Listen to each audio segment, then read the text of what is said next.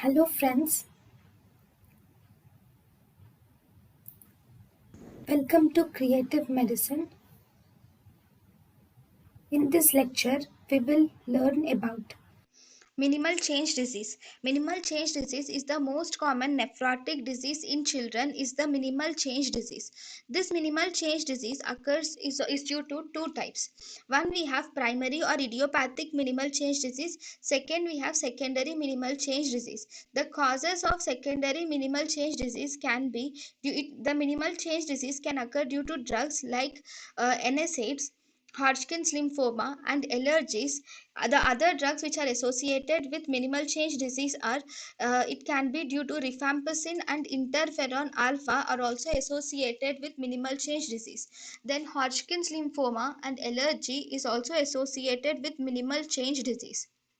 Then infections like viral infections and parasites are also associated with minimal change disease. And if you see, all the drugs associated with minimal change disease are NSAIDs, gold, lithium, interferons, ampicillin, rifampicin, trimethadone, troponin are associated with minimal change disease. Then tumors like Hodgkin's lymphoma, leukemias, all lymphomas, solid tumors are associated, allergies are associated.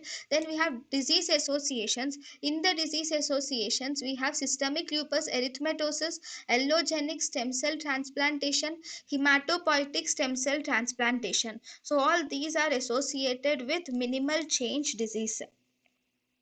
So in minimal change disease, the patient will present with proteinuria. So what is the mechanism?